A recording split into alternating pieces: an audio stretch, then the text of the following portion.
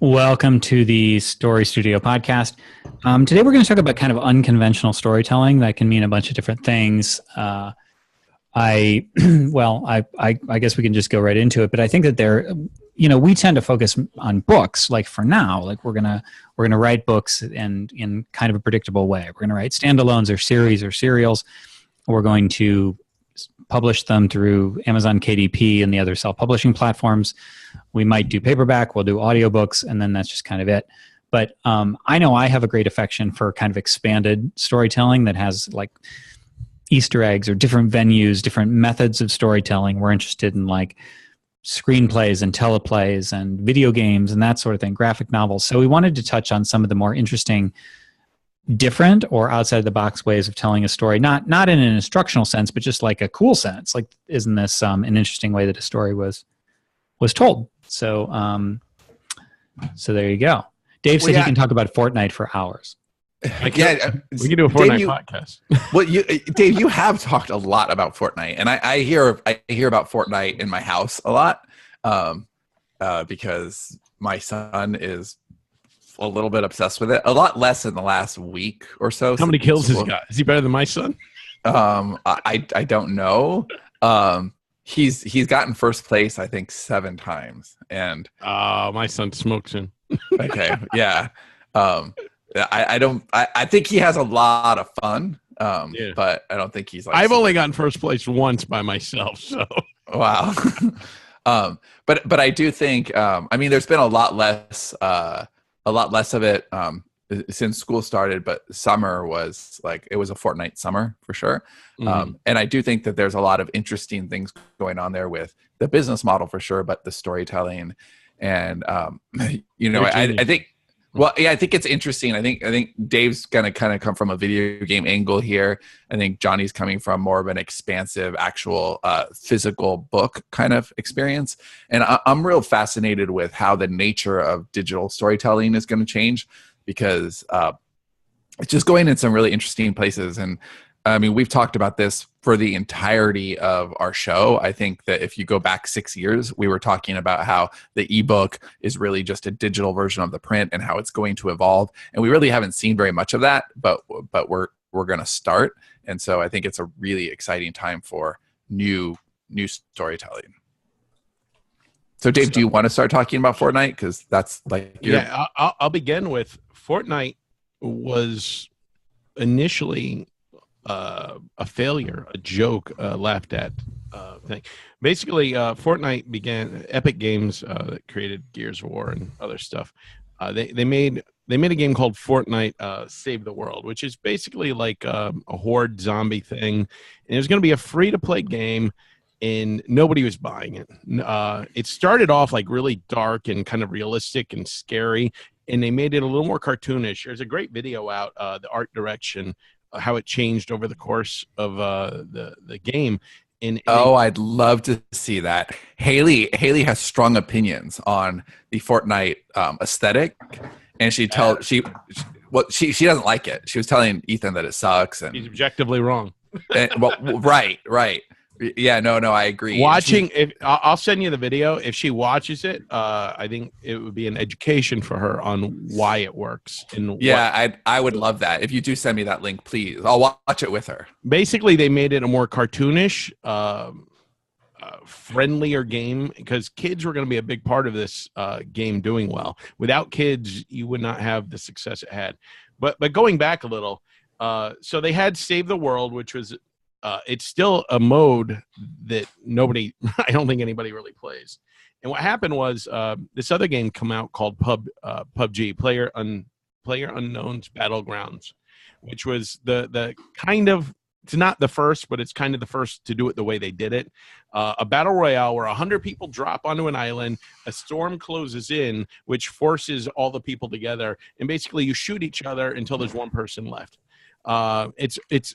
It's a great game. It's very tense, and it's a lot of fun to watch, which is a big part of the selling of this because people are watching this on YouTube and Twitch. How many hours? Honestly, no judgment here. Have you spent watching Ninja play Fortnite? I don't watch nearly as much as you think. Like typically, like if I'm eating something, I'll watch for a little bit.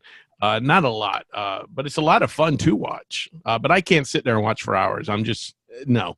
But they got highlight clips and shit, so you can watch like 20 minutes. You can see like the best shit of the day. No, it really reminds me because Ethan will watch Ninja play, and it reminds me of that episode of The Simpsons where the all-you-can-eat buffet closes down, and so Homer goes fishing. Like, it's like, does that seem like a man who had all he could eat? It's like Ethan can't play the video game, so he's just gonna go watch somebody else do it. It's I made fun of him about that, but it was kind of funny where you're like, no, I'm watching Ninja. He's awesome. So PUBG came out, and it was a success on PC. But it's a very janky kind of game. It's not very well optimized, especially for consoles. And Epic Games created the basically part of the engine that it runs on, and they've basically been accused of stealing the idea from PUBG. And they took their game that wasn't working, the Fortnite Save the World, and they said, hey, we're going to add a battle royale to it, just like that. And PUBG tried to sue them, but a lot of people were like, no. And I don't know if it was settled or what, but PUBG basically came out the loser in this because the court of public opinion had shifted to liking Fortnite. But initially, wasn't there another game too, not Fortnite, but something else? Because I remember when Fortnite first came out, it wasn't PUBG, but there was something like, no, DayZ. Fortnite's what did you say? DayZ was kind of a battle royale game. Maybe. It had the Storm. There's a few different ones. PUBG was the big one though. So Fortnite, they announced they're going to do a battle royale. It was going to be free to play, and basically the games media at this point was like, yeah, that's not going to get anyone interested in your little shitty game. You're lost. And then they came out and they were free, and they kicked fucking ass. They drank that milkshake and then took all the milkshakes. PUBG now is like nothing compared to Fortnite. Is the powerhouse. It's probably the biggest game since Minecraft. They crossed $1 billion in in-game purchases like a month ago. Yeah. So part of it is the aesthetic. Part of it is that it just works well. It's optimized. It works on consoles. It works on PC. It works on a fucking phone. They nailed everything down. But another part of it is when you buy, they sell skins. This is where they make the money. It's a free to play game, but they sell skins. I know how they make the money. Yeah.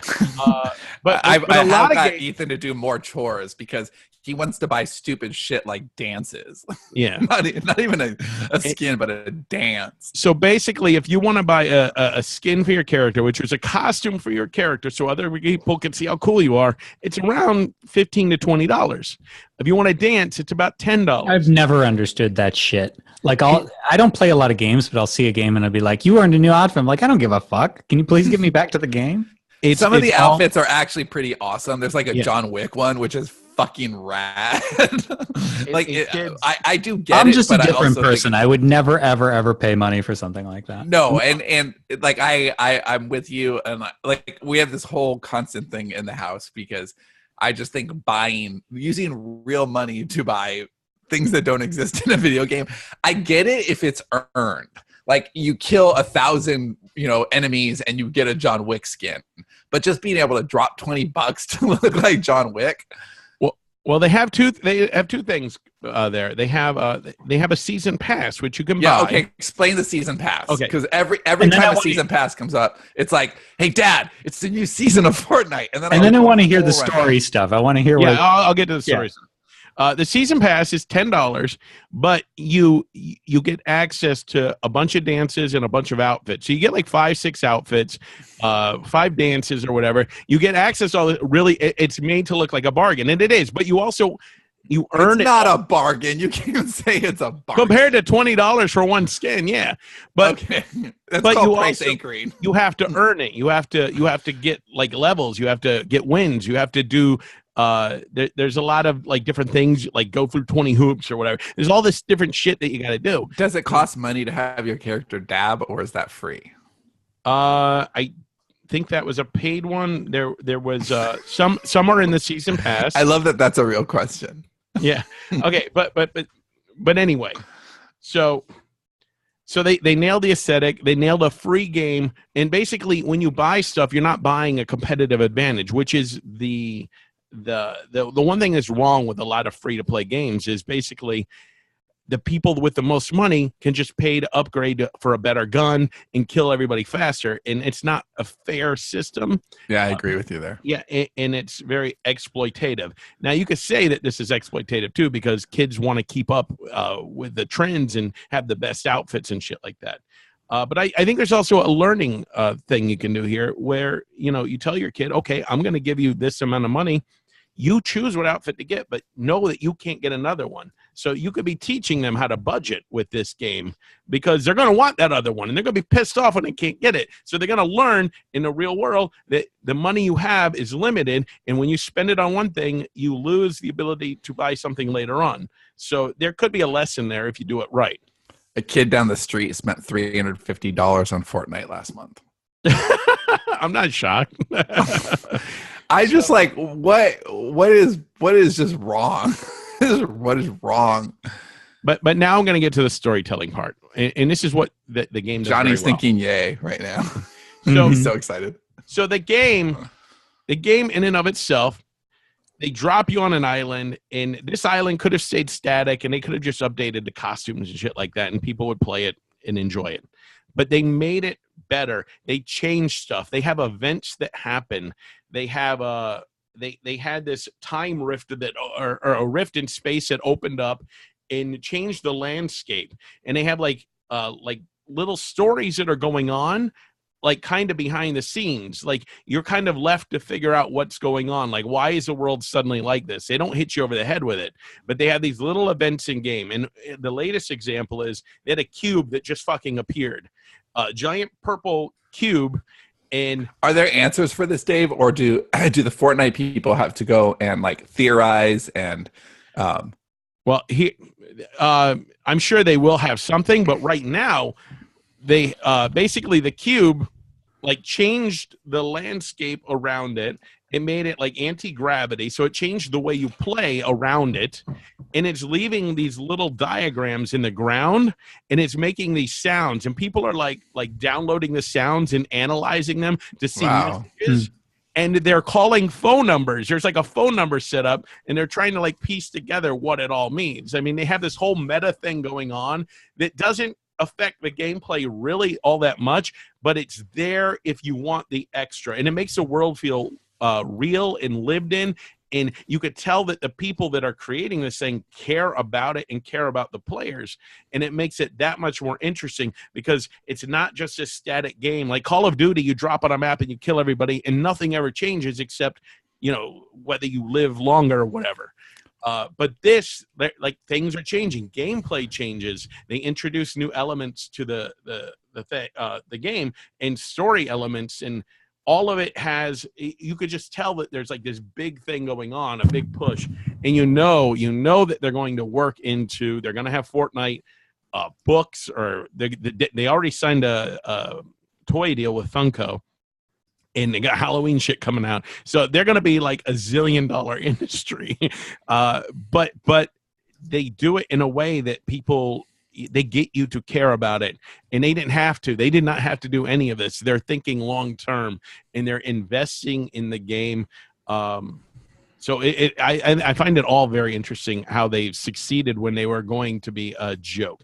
And right now, that other mode, the Save the World mode, is still there, but they don't put much attention into that at all. I'm curious to see how many people they can get over from the battle royale into the other one, because at the moment that's a paid for version.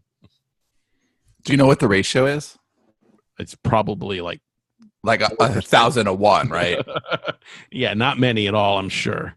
But whatever. I mean, no, some of that exploration stuff really reminds me of like it's really engaging the user. So you guys remember like in between seasons 1 and 2 and seasons 2 and 3 of Lost, when there was just that whole, like, they were publishing books, which weren't very good, but they were still like interesting because, oh my God, I want to figure all this puzzle out. They had all those fake websites with rabbit trails to follow. And, you know, I mean, we all know that most of it was bullshit because they were making it up as they went along, but whatever.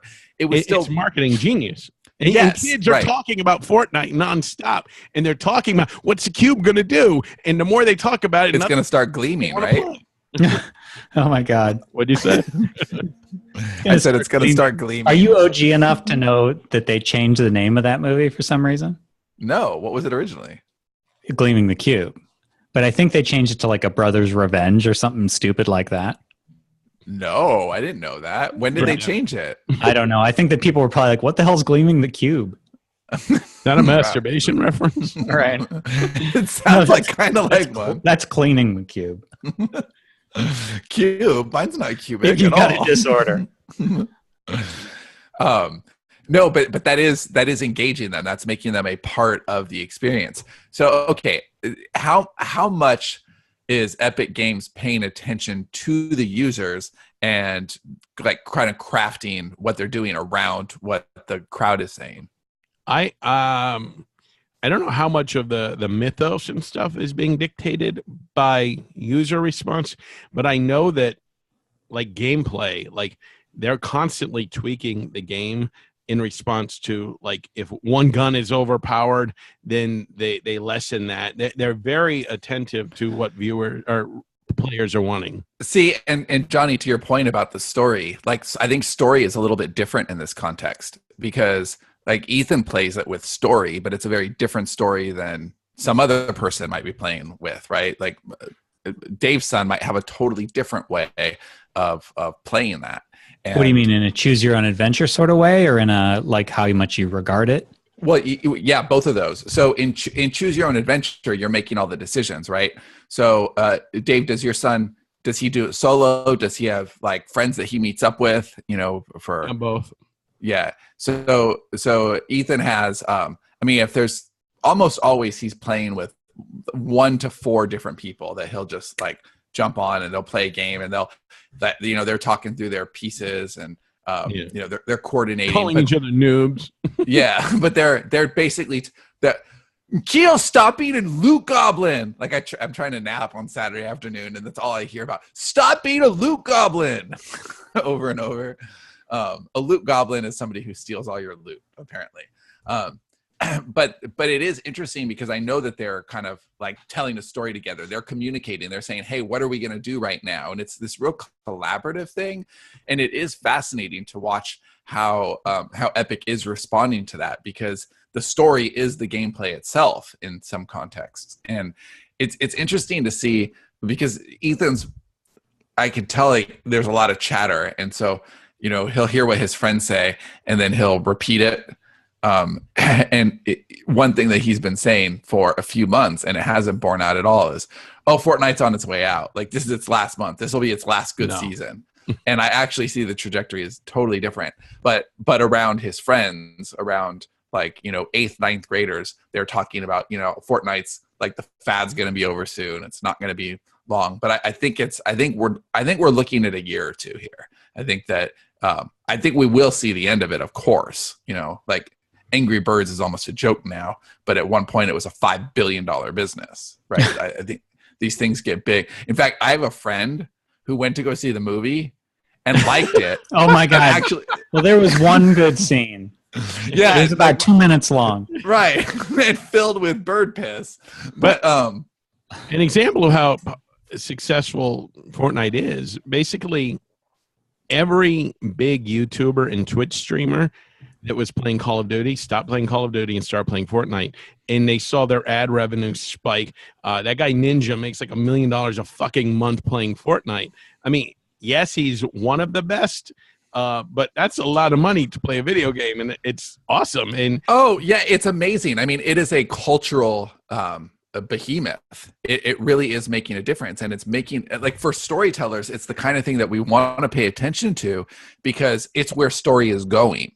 Right, we've talked for a few years about transmedia and all these different ways that story is going to evolve, but this is it. Like in real time, we're seeing this because people want to be involved.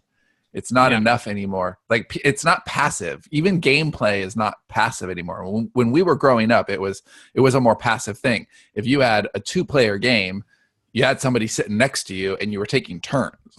Yes, or it was Double Dragon or something. I must be more of a traditionalist because I do want more passivity in my storytelling, because otherwise, like, okay, so I do happen to be a professional storyteller, but if I'm like the average player of a game or watcher of a movie or something, I'm not. And so why am I telling the story in any way, shape, or form? Like, I want to see the author's vision. That's more interesting to me. What about, did you ever read Choose Your Own Adventures? Yes, and they were not very good as kids, and they were terrible, right? Like, they weren't good stories. They were just fun. I mean, I think now that's not. I mean, I'm not a total Luddite on this sort of thing. Like, I get that there are ways to do this that aren't one direction or the other, but like, there's a reason. There's an artistry to telling a story that I think is better sometimes left in the hands of, like, the author does need some control, like more control, I think. Well, it depends a little bit on, what kind of story you're telling, because if all of a sudden you had to make up your own, plot things for Goodfellas, it wouldn't be a good experience. Really trust Scorsese there. But I think there are new experiences that are being born because we have the ability to tell stories in a different way. And that is kind of exciting to me. So I think it's one problem that strokes different folks too. I mean, just not my jam so far.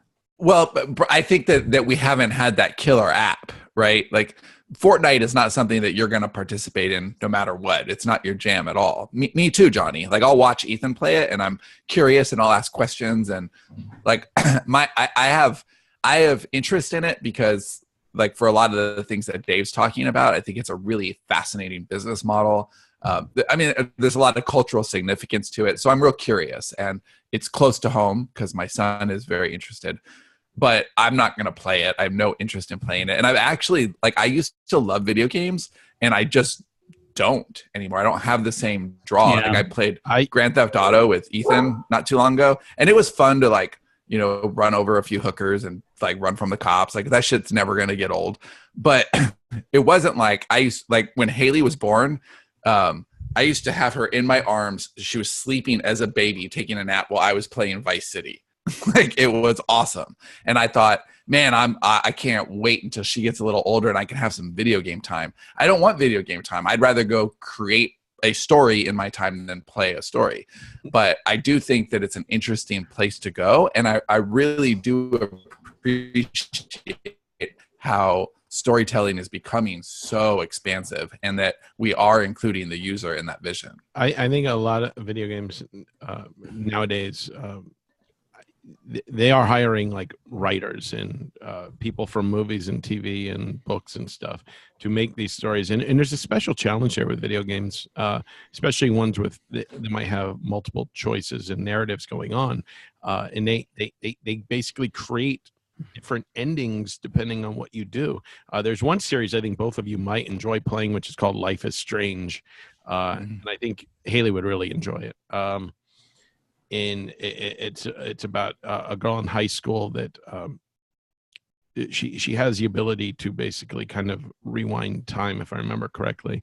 Yeah, the trailer for that is stunning. Yeah, and there's a mystery, and there's different endings depending on what you do, and you have choices to make. But there's also there's a passivity towards in it where you can kind of just wander around and explore the world and really enjoy that. But it has really good story structure to it, and there are choices you have to make, and they kind of branch into different things. And I think that's the sort of thing that I think is just as impressive to me as a movie. Some of the best video games. Yeah, no, I agree. Do you remember Shenmue by chance? Have you ever heard of that game? Vaguely. I didn't play it. It's before I was, like, playing games. Yeah, it was for Sega Dreamcast, and it was the game that was supposed to save the Dreamcast. Rest in peace. Whoops. It didn't happen. Right. But it was way ahead of its time. I did play it. I bought it the day it came out, and honestly, it kind of sucked. But I really appreciated what they were trying to do, because it was like, okay, you're in this town. If you want to go ride your motorcycle, go ride your motorcycle. It was Grand Theft Auto before Grand Theft Auto, where it was just a big sandbox. But the difference is Grand Theft Auto was smart enough to know that, hey, you know what's fun? Robbing a bank, right? Running from the police. Like Shenmue was just, kind of like running, walking around in place. So I do think that kind of the architecture of storytelling is changing, but that also introduces a lot of challenges. So, in Shenmue, the challenge was, where do we go? Right? What do you do? Because it's not that engaging. It doesn't matter how well rendered it is.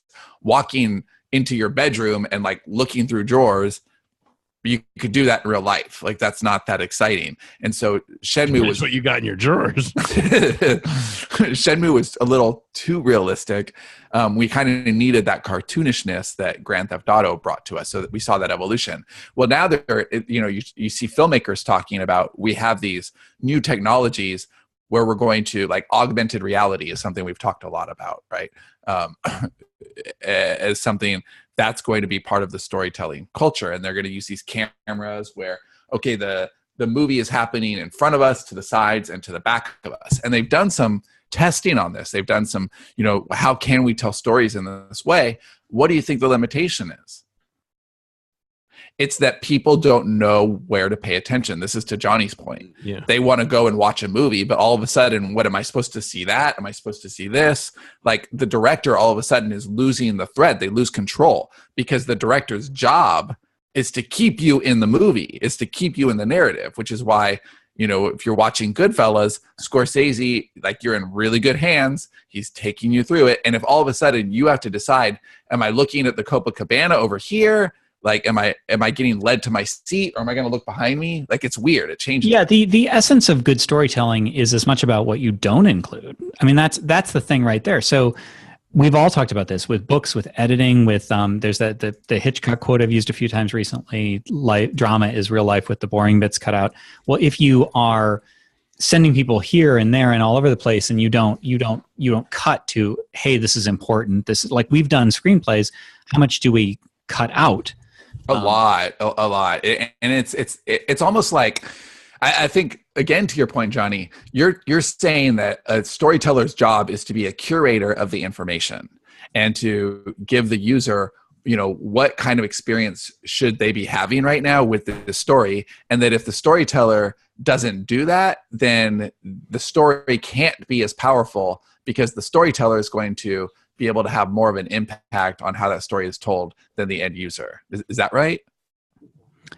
I think that we need to keep control where it belongs, in the hands of the storyteller in a lot of cases. So how can you take liberties? How can you allow a bigger world? How can you, without giving up that thread? Just speaking to video games, you do that by creating two different games, essentially. Like an open world game like Grand Theft Auto, you can stop the story at any point and just run around and cause havoc, but there's story prompts. There's a narrative. Yeah. Right. That's exactly what I was going to say just now, Dave. I was going to kick it back to you, not with Grand Theft Auto, but with its cousin, Red Dead Redemption. Love that. Right. Okay. So isn't that kind of like isn't that kind of the perfect harmony there? Because you do have a narrative there, and it's good. So Rockstar Games, for those you don't know, they're some of the best game designers in the world. And as far as story, this is kind of interesting to talk about also, because video games, for people, I don't think they're the kind of things we necessarily think of when we think of story first. We think of movies, we think of books, but games have changed and the industry has changed. So Grand Theft Auto itself is not just a ridiculously successful video game. It's one of the most successful story franchises, period. It's not just a murder simulator anymore. It's a story. And the last one, Grand Theft Auto, had 3 different narratives, 3 different characters. Right. Yeah. And you're talking about like professional writing, professional voice acting, and all of these branches, because your decisions then carry the story into different places. So we're talking about not just great writing, but really complicated writing with all these branches. And you can only kind of like pay attention as much as you want to. So like that sounds like, okay, well that's really complicated. But if you look at the actual numbers on it, do you know this, Dave? Do you know how much Grand Theft Auto 5 cost to make? I know like 100 million. I don't know. It was a lot. What would you guess, Johnny? I have zero frame of reference. The economics on this are crazy. $250 million. All right. And they made all their money back like right away. Right. Like it's over $1 billion so far. And that's like, I mean, that's a game. That's not a big giant movie that, you know, you saw ads on for over and over. It's like this quiet, silent thing. But it is kind of a movie because they use motion capture. They have actors in studio acting out parts, doing the voices. No, I would argue that it's much more complex than a movie, which is why it's 200. Like, there's no movie that's $250 million. That's what I'm saying. The scope and budget for something like this is actually bigger than film. But so Fallout, like Mission Impossible Fallout, came out. Okay, I didn't either. Johnny saw it. It's a Mission Impossible movie. That's the way it's the best thing ever. I'm like, you know what? It's the same as the first one. And the reviews really have filleted that movie a bit. So don't spoil it. I'm going to see it with my wife. Okay, they do some improbable shit to save the world. Damn it, I don't remember what it is. Oh, but okay, so before seeing that movie, every time I went to the theater for 3 months before that, I saw a Fallout trailer. I don't even watch commercials because I have Hulu, Netflix, and all the other shit. I barely ever see commercials. Still, I ended up seeing like 10 commercials for that movie. It was everywhere. I never saw a Grand Theft Auto commercial, and that still made $1 billion. Now, I'm sure if I was on YouTube or whatever, there would have been. Like, I get that. But movies are these big, giant events, right? There's reviews in really mainstream media, not just video game media, but mainstream media. Like, it's a thing. And I think video games are slowly migrating there, and they're becoming bigger and bigger and bigger business. But it's like the video game players understand that. And from the fringe, it's not as easy. Like, I'm in the middle. Dave is definitely a video game person. I used to be. So I have an interest. I actually went to E3 3 different times. So I really did used to be a part of the culture in a way that I'm not. I just haven't been since I had children. And now I feel so removed. And I'm such a creator. I just want to create instead of consume in that particular model. But I do love the idea of getting into video games at some point and writing some complicated stories. Johnny's coming at it from what the fuck is this even about? Like, why would you waste 50 hours playing game? Well, it's not. I think because Johnny, I actually am exactly where Johnny is right now. I don't want to waste 50 hours playing a game. Now, that doesn't mean that I think that if you spend 50 hours, it's a waste, because you're getting something out of it. But what I get out of that 50 hours, I could write a whole book in 50 hours, and I'd rather have that thing for that time. But it's just different how we're spending our time.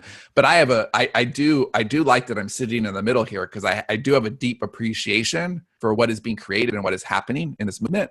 But I don't feel a need to be a part of the movement. I'd rather be. I'm in the I don't play a lot of games, but when I do, it's basically that's my TV time. That's my entertainment time. I would prefer to get lost in a world in a video game. There's not a whole lot of video games that are like that, though, where I am so immersed. I mean, they come along every now and then. Most games are like Fortnite. That's like, I play with my son for maybe half. Fortnite's candy. I mean, right? Yeah. But like a big open world game like Red Dead or Grand Theft Auto or BioShock's an open world, but a game like that I enjoy like I do a TV or movie. Just being in the world, it's very inspiring in a lot of different ways. Yeah, I get that from like serialized television. But if you think, okay, this series is going to take 50 hours to consume, I don't know where those hours come from, because I'm either not paying attention to, I'm not going to just play games while my family's around. Weird. Mm-hmm. So I play games that I can, that Ethan is going to want to play with me. So but he's evolved now. He just really wants to do Fortnite. We had the newest Zelda, which looks beautiful, and I'm a Zelda dude. I played every Zelda. This is the first one I haven't played. Yeah. It's whatever. But I don't know. It's a really interesting time. It's a really interesting time for story, and I think the nature of story can't ever change. Story is what it is, but I think that the tools and the environments that are being created, and I think that there's a big gap happening between what we are experiencing and what we can experience. And I think there's going to be some very immersive stuff coming to the theaters like 10 years from now. And I could see being a little bit like, yeah, I don't really want to watch that movie. But I could also see being really into it. Like, did you ever see Hardcore Harry? Yes. Did you like it? I didn't see it. I did like it. I did. I mean, it's a little dizzying to watch just because it's... Will you explain it real quick to people who don't know what Hardcore Harry was? It's basically, I think it was started by some Russian YouTubers that were making, what if we did a first-person shooter like Call of Duty in real life? Like, what would that look like? And they basically strap GoPro to a guy, and he's doing all these crazy stunts shooting. So the entire movie is shot first person. Yes, the entire movie is first person, but they pulled it off and they made a compelling story. It's not just mindless action. It's really over the top. I think if you like something like the Kingsman movies, you'd like this. It's a little jarring to watch. Like if you're easily dizzied by motion sickness, you might not enjoy it, but otherwise it was fun to watch. It might be on Netflix now, I think. I don't know. So Johnny, you ready to go play some video games? Johnny lost the thread. He's like, Johnny was done with this episode 20 minutes ago. But that's how Dave feels every episode, so it all works out. Was this more fun or the Infinity War discussion more fun? I don't know. 2 shows in a row where I'm active. I don't like where it's going. I love where this two is shows going. in a row where I could have been gone. All right. Well, thanks for listening to the Story Studio podcast. We will see you next time, guys. Adios.